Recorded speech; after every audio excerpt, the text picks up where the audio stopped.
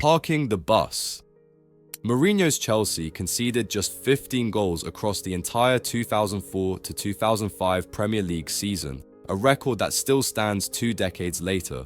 They wrapped up the title by Easter, turning Stamford Bridge into a fortress where attacking football went to die. Mourinho didn't apologize for it either. When critics called it negative, he shrugged and pointed at the trophy cabinet. His team didn't just win, they suffocated opponents into submission, making every match feel like trying to break into a bank vault with a plastic spoon. The tactic got its name from Mourinho himself. After a 0-0 draw with Tottenham in 2004, he complained that Spurs brought the bus and left it in front of the goal.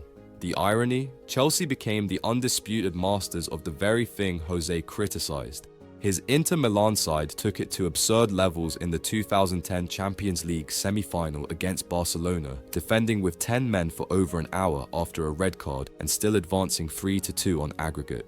Pep Guardiola's tiki-taka machine fired shot after shot, but Mourinho's wall didn't crack. It was defensive football as pure art, ugly, brutal, effective.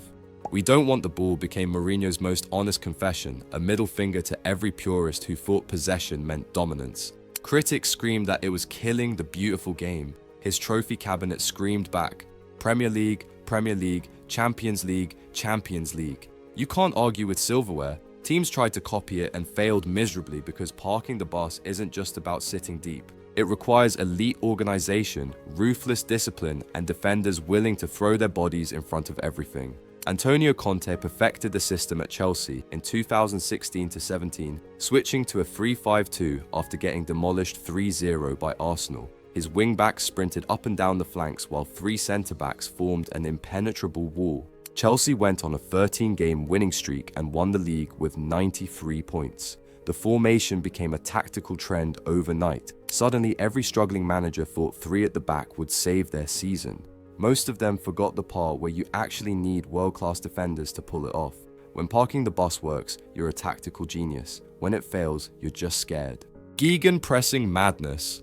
Jurgen Klopp walked into Liverpool in October 2015, promising to turn doubters into believers. The club had just sacked Brendan Rodgers after finishing 8th, drifting into mediocrity. Klopp brought Gegenpressing, a system so intense it felt like watching 11 players mainline caffeine before kickoff. Counterpressing meant hunting the ball the second you lost it, swarming opponents before they could think. At Dortmund, he'd used this chaos to win back-to-back Bundesliga titles in 2011 and 2012, humiliating Bayern Munich in the process. Now he was bringing that heavy metal football to Anfield. The concept was simple but exhausting. Press high, press fast, press everywhere. The moment Liverpool lost possession, every player within 10 yards sprinted at the ball carrier like their lives depended on it. Klopp called gegenpressing the best playmaker because winning the ball high up the pitch meant you were already in dangerous positions. No elaborate build-up needed when you're stealing it 20 yards from goal. At Liverpool, it clicked even harder because the front 3, Salah, Mane, Firmino, could run forever and finish like assassins. The 2019 Champions League semi-final second leg against Barcelona was gegenpressing at its most devastating. Liverpool were 3-0 down from the first leg, facing a Messi-led Barca that looked untouchable. Anfield turned into a pressure cooker. Barcelona's defenders panicked under the chaos, gifting Liverpool chances. Divock Origi scored early, then again late. Gini Wijnaldum came off the bench and scored twice in 2 minutes. Final score 4-0. Barca collapsed under wave after wave of manic pressing, organized madness that broke one of Europe's best teams in 90 minutes. But gegenpressing comes with a cost. Liverpool's 2020-21 injury crisis exposed the system's Achilles heel, squad depth. Van Dijk, Gomez, Matip all went down, forcing Klopp to field makeshift centre-backs. The team finished 3rd, barely scraping into the Champions League.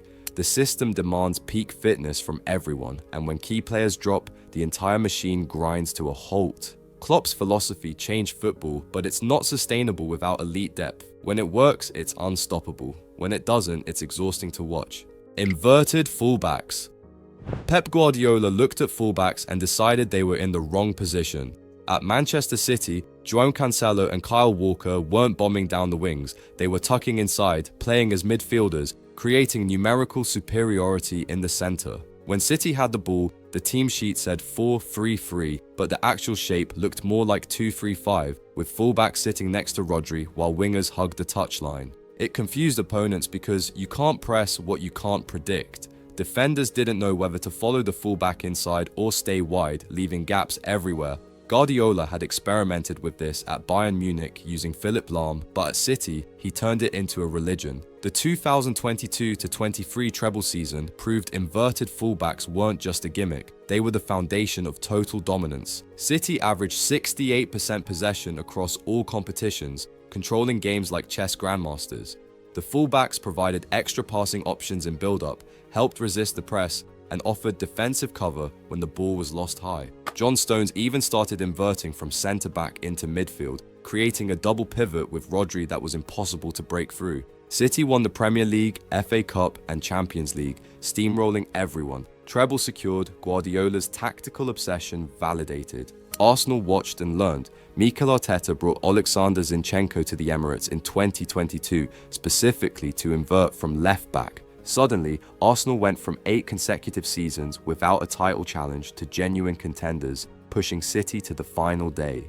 Zinchenko's positioning unlocked everything. He drifted inside to create overloads, allowed Martin Odegaard to dominate the half spaces, and gave Arsenal control they hadn't had in years. Ben White started doing it from right back too. Arsenal's transformation from also-rans to title challengers happened because they copied Guardiola's fullback revolution wholesale. Traditionalists absolutely hated it. "Where are the overlapping runs?" they screamed. But Guardiola had killed that version of football. Width now came from wingers staying high while fullbacks controlled the centre. It's not just City and Arsenal anymore. Liverpool with Trent Alexander-Arnold, Chelsea, even Tottenham experimented with it. Pep Guardiola rewrote the fullback rulebook forever, turning defenders into playmakers and making the traditional overlapping fullback look like a museum relic. The position will never be the same. Wingback revolution.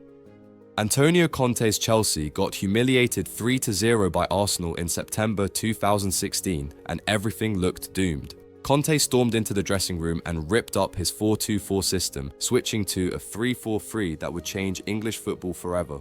Victor Moses, a winger who'd been loaned out 4 times, became a wing-back. Marcos Alonso, a left-back who'd never played in a back three, became the other. The transformation was instant and brutal.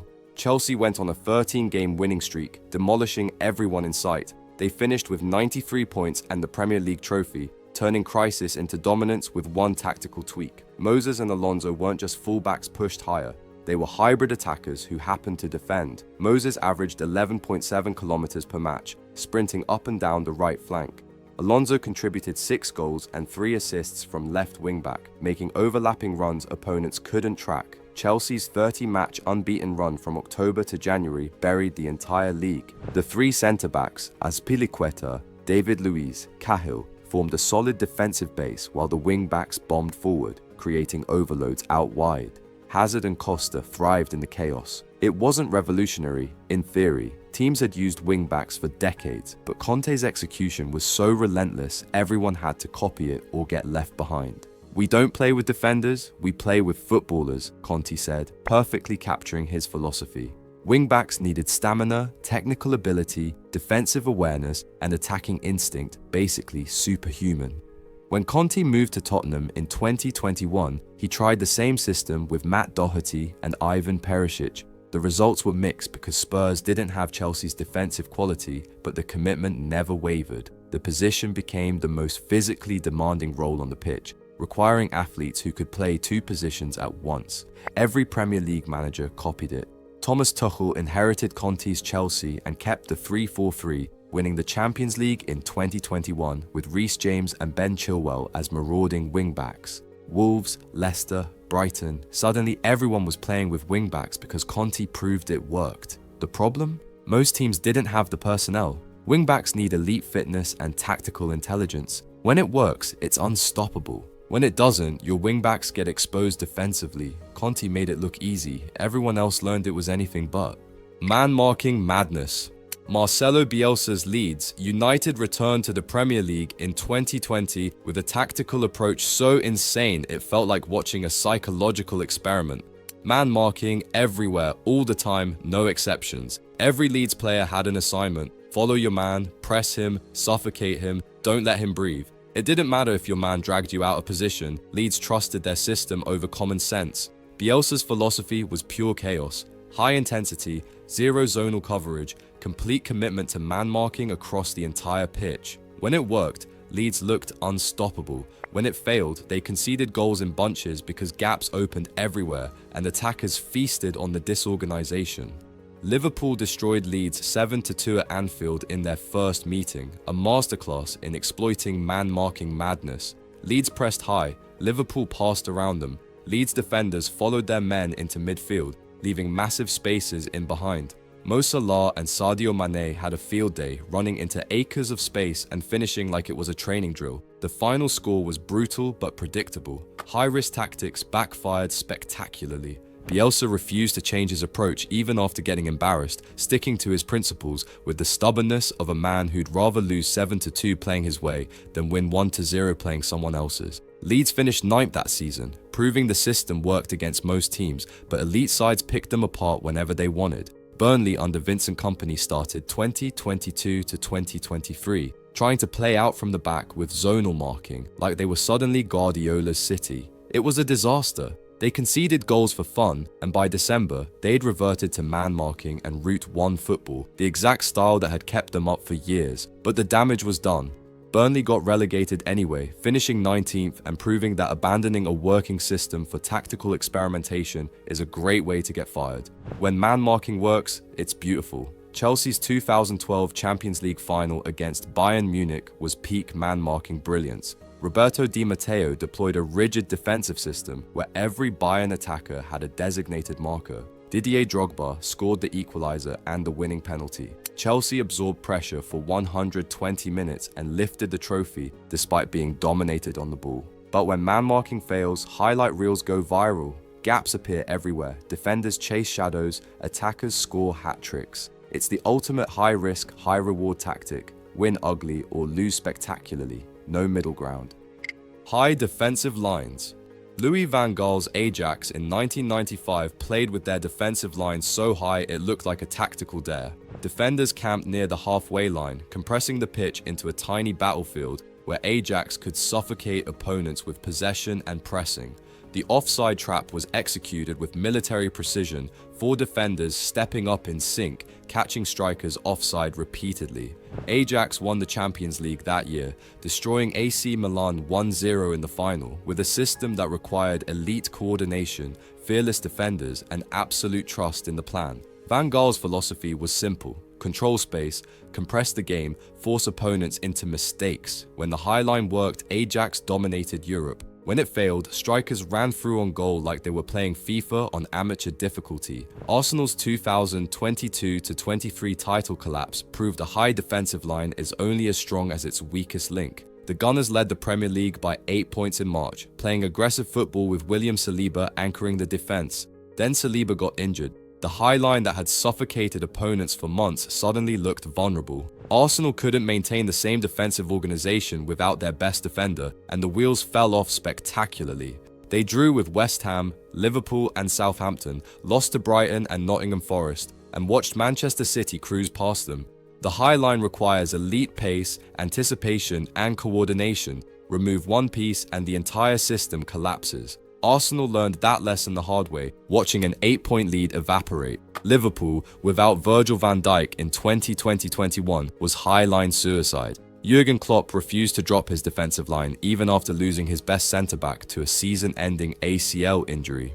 The result? Makeshift defenders like Nat Phillips and Reece Williams trying to play a high line against the fastest attackers in the Premier League. It was a slaughter. Liverpool conceded goal after goal from balls over the top. Defenders caught too high up the pitch, unable to recover. They finished 8th, their worst finish under Klopp, and missed out on the Champions League. Guardiola trusts the high line religiously because his teams dominate possession so thoroughly that opponents rarely get chances to exploit it. City's defenders play near the halfway line, confident they'll win the ball back immediately through Gegenpressing. It works because City have elite defenders with recovery pace: Kyle Walker, Ruben Dias, John Stones, players who can sprint back if the trap breaks. Lesser teams try to copy it and get absolutely destroyed. You need world-class defenders, elite fitness, and complete tactical discipline. One miscommunication, one ball over the top, and suddenly you're on a highlight reel getting torched. When it works, you look like tactical geniuses. When it fails, you look like amateurs. Counterattack kings. Leicester City won the 2015-16 Premier League title at 5,000 to 1 odds by letting opponents have the ball and then ripping them apart on the counter. Claudio Ranieri's system was beautifully simple: sit deep in a compact 4-4-2, let teams attack, then explode forward with Jamie Vardy's pace and Riyad Mahrez's dribbling. N'Golo Kante won the ball back 175 times that season, more than any player in the league, and instantly launched counters opponents couldn't recover from. Leicester averaged just 43% possession, but finished with 81 points, 10 clear of Arsenal in second. Vardy scored 24 goals. Mahrez added 17 and 11 assists. It wasn't luck or a miracle. It was tactical discipline executed to perfection for 38 matches straight. Jose Mourinho's Real Madrid in 2011-12 took counter-attacking to absurd levels, scoring 121 goals across all competitions while playing on the break. Cristiano Ronaldo scored 60 goals that season, 60, many from rapid transitions where Madrid would win the ball and attack in 3 passes or less. Mourinho set up Madrid to absorb Barcelona's possession, defend in a low block, and then unleash Ronaldo, Karim Benzema, and Mesut Ozil in devastating counterattacks. Madrid won La Liga with 100 points, ending Barcelona's dominance by beating them at their own game, except Mourinho's game was faster, more direct, and brutally efficient. Possession football was supposed to be unbeatable, but Mourinho proved you don't need the ball to score more goals than anyone else. Antonio Conte's Chelsea in 2016-17 perfected the counter-attack in the Premier League, sitting deep in a 3-4-3 and launching Eden Hazard and Diego Costa forward like missiles. Chelsea won 29 matches that season by frustrating opponents into mistakes and then punishing them instantly. Hazard would drop deep to collect the ball, Costa would make a run in behind, and suddenly Chelsea were in a 2-on-2 situation with 60 yards of space to exploit. Conte's system wasn't about dominating possession, it was about efficiency. Chelsea won the league with 93 points, proving counter-attacking football wasn't dead. Wolves under Nuno Espirito Santo became giant killers by frustrating the Big Six and countering viciously. They beat Manchester City, Tottenham, Arsenal, and Chelsea multiple times between 2018 and 2020 by sitting deep, staying compact, and hitting on the break. Adama Traoré and Diogo Jota were nightmare weapons. Traoré's pace made him unplayable in transition. Jota's finishing turned half chances into goals. Counter-attacking football is pure efficiency. Fewer touches, higher conversion rates, maximum chaos per transition. 1 turnover, 3 passes, and you're in on goal before the opposition can organize. When it works, it's the most devastating tactic in football. Direct play evolution. Wimbledon's crazy gang won the 1988 FA Cup by hoofing long balls at Liverpool and refusing to play proper football. They had no right to win. Liverpool were the best team in England. Wimbledon were a recently promoted side filled with journeymen and misfits, but Wimbledon didn't care about reputation or aesthetics. They bypassed midfield entirely, launched balls toward the big men, fought for every second ball, and bullied Liverpool into submission. The final score was 1-0. Lori Sanchez's header shocking the football world. Vinnie Jones and John Fashanu turned direct play into an art form, or anti-art, depending on who you asked. Purists called it a disgrace to the beautiful game.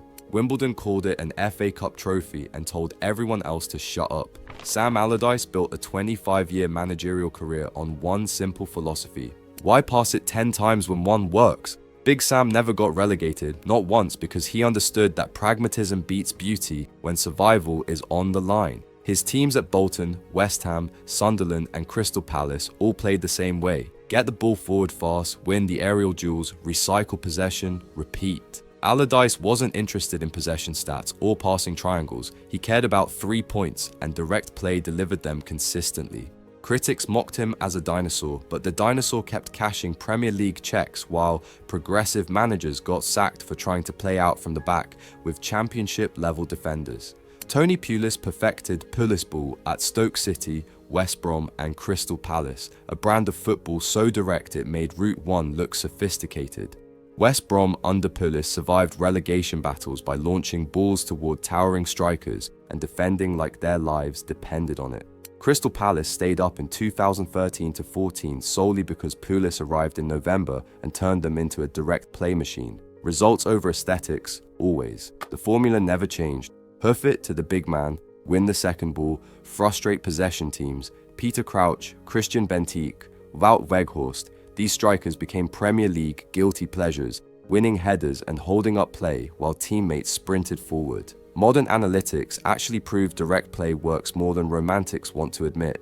Teams playing fewer passes but maintaining similar goal outputs frustrate possession-based sides constantly. Why? Because possession football requires perfect execution. One mistake in your own half and you're punished. Direct play removes that risk entirely. Burnley under Sean Dyche averaged 58% long balls and stayed up for 6 consecutive seasons. Leicester won the league with 43% possession by countering quickly and directly. You don't need 700 passes per match to win football games. You just need efficient transitions, good finishing, and the courage to ignore what pundits think proper football should look like.